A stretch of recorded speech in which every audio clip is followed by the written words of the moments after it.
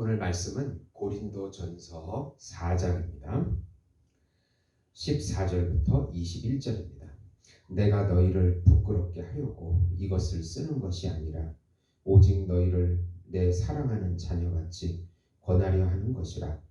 그리스도 안에서 일만 스승이 있으되 아버지는 많지 아니하니 그리스도 예수 안에서 내가 복음으로써 너희를 낳았음이라. 그러므로 내가 너희에게 권하노니 너희는 나를 본받는 자가 되라. 이로 말미암아 내가 주 안에서 내 사랑하고 신실한 아들 디모데를 너희에게 보내었으니 그가 너희로 하여금 그리스도 예수 안에서 나의 행사 곧 내가 각처 각 교회에서 가르치는 것을 생각나게 하리라. 어떤 이들은 내가 너희에게 나아가지 아니하는 것 같이 스스로 교만하여졌으나 주께서 허락하시면 내가 너희에게 속히 나아가서 교만한 자들의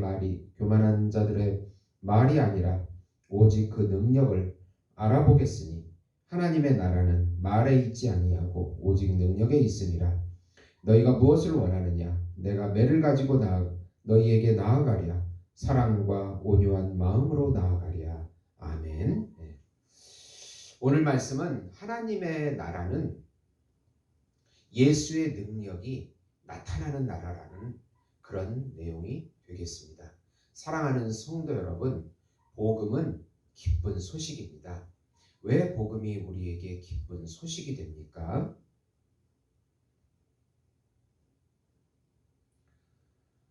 하나님께서 정하신 한 분, 하나님께서 준비하신 한 분, 하나님께서 보내신 한 분, 그분은 하나님이시고 하나님의 아들이시고 우주적인 왕이시며 우주적인 제사장이시고 우주적인 메시아이시고 우주적인 참 인간이시며 우주적인 어린 양이신 예수님, 그분이 우리의 구세주라는 소식이기 때문에 기쁜 소식입니다. 예수님의 죽음과 부활을 통해서 우리의 옛자가 죽고 예수님의 세자, 참자를 누리고 나타나게 해주신다는 소식이기 때문에 기쁜 소식이 되는 것입니다. 예수님과 연합돼서 율법에서도 해방이 되게 해주시고 세상에서 얽어맨 세상에서 해방되게 해주시고 사단에게서도 노임받게 해주시고 죄와 사망과 죄의 모든 영향력 가운데서도 해방시켜 주시고 자기 자신에게서도 자유함을 누리게 해 주시겠다는 소식이기 때문에 기쁜 소식입니다. 하나님의 나라는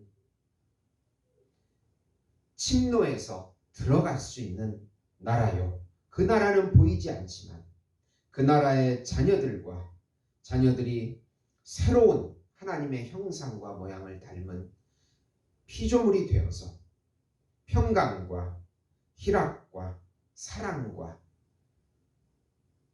하나님의 본질에 관한 모든 것들을 누리게 해주신다는 소식이기 때문에 기쁜 소식이 되는 것입니다.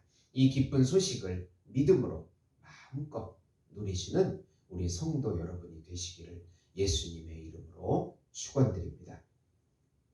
우선 예수님의 사역자들은 예수님의 일꾼이요 종이요 하나님 나라의 비밀을 맡은 자로서 오직 충성해야 한다고 바울은 말씀하고 있습니다. 바울은 고린도 교회 문제를 말하면서 우리가 누구인가, 무엇을 하는 사람인가, 어떻게 살아야 하는 것을 가르치고 있습니다. 우리는 하나님의 종입니다. 복음의 비밀을 맡은 사명자라고 1절에 말씀하고 있습니다. 우리는 오직 주어진 인생을 나를 위해서가 아닌 나의 쾌락과 욕심을 위해서가 아닌 주님께 충성하는 자들이라고 2절에 우리의 정체성을 말씀해주고 있습니다. 보이지 않는 하나님의 나라를 세워나가는 사명자들이라는 뜻입니다. 사역자끼리도 서로 판단해서 하나님 노릇을 하려고 하면 안 됩니다. 바울은 스스로 판단하지 말라고 4절에 충고하고 있습니다. 오직 심판하실 이는 하나님이라고 말씀합니다. 주님이 오셔서 모든 것을 판단하시고 어두움에 감추인 것을 드러내고 마음의 뜻을 나타내시고 상급을 주신다고 5절에 말씀하고 있습니다. 모든 판단은 예수님께 달려 있습니다. 다른 사람들에게 매여서 또는 자기 자신에게서 매여서 그런 사람들, 자기 자신의 생각과 감정과 의지에서 벗어나 자유함을 누리고 오직 말씀과 성령을 통해서 예수님의 생각과 감정과 의지를 나타내는 자들이 바로 우리 신자들인 것입니다. 두 번째로 예수님의 종은 하나님의 나라와 의를 간구하고 예수님의 사랑을 나타내는 자들이라고 말씀합니다. 바울은 자신과 아볼로가 본을 보였으니 기록된 말씀 밖으로 넘어가지 말라고 6절에 말씀합니다. 거짓 사도들은 자기를 자랑하면서 협력하지 않고 자기 힘과 자기 지혜로 사역을 해나갑니다. 그래서 사역자들이 파벌이 생기고 사역자의 이름이 드러납니다. 참 종들은 오직 믿음으로 본을 보여야 합니다. 내 안에 계신 예수님이 나타나도록 하고 모든 사역에 협력하면서 오직 예수의 이름만이 드러날 수 있도록 해야 합니다. 바울은 자신이 예수님을 위하여 어리석어졌으며 약하고 비천에 처하게 되었으며 줄이고 목마르게 되었으며 매를 맞으며 모욕을 당했다고 10절에서 12절까지 고백하고 있습니다. 예수님과 함께 세상의 더러운 것과 만물의 찌꺼기같이 되었다고 13절에 고백합니다.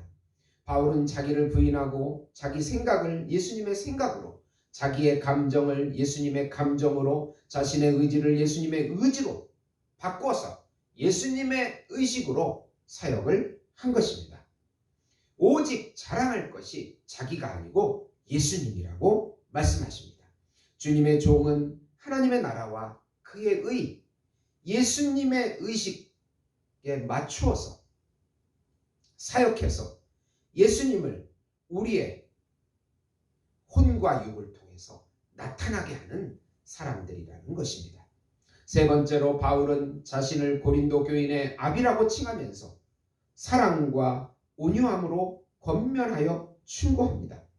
바울은 자신을 아비라고 하면서 복음으로 고린도 교인들을 낳았다고 15절에 말씀합니다. 스승은 지식을 가르치는 선생일 뿐이지만 아비는 자식을 위하여 목숨을 버리는 사람입니다. 자신을 본받아서 신앙생활 하라고 합니다. 하나님의 나라는 지식이나 말에 있는 것이 아니고 하나님의 말씀이 실제가 되어서 능력으로 나타나는 나라라고 20절에 말씀합니다. 그러므로 교만하지 말고 예수님의 심정으로 신앙생활을 하라고 권면합니다.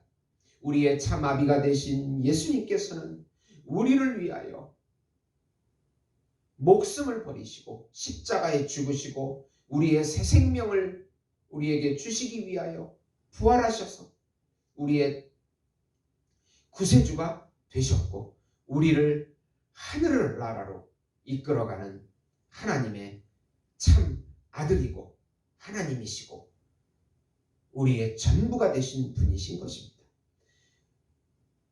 영으로 예수님께서 우리 안에 임재하셔서 우리를 통해서 사랑을 나타내시고 당신의 능력을 나타내시는 것입니다. 하나님의 나라는 성령 안에서 의와 평강과 희락과 사랑을 누리고 나타내는 나라인 것입니다. 세상 나라에는 이것을 절대로 누릴 수가 없습니다. 자기 탐심과 쾌락과 자기 중심성이 있기 때문에 하나님의 성품을 누릴 수가 없습니다. 우리의 본질은 바로 예수님이시며 예수님은 우리를 통해 드러나시고 나타나고 전파되는 것입니다. 우리가 바로 하나님의 아들이고 새로운 피조물인 것입니다.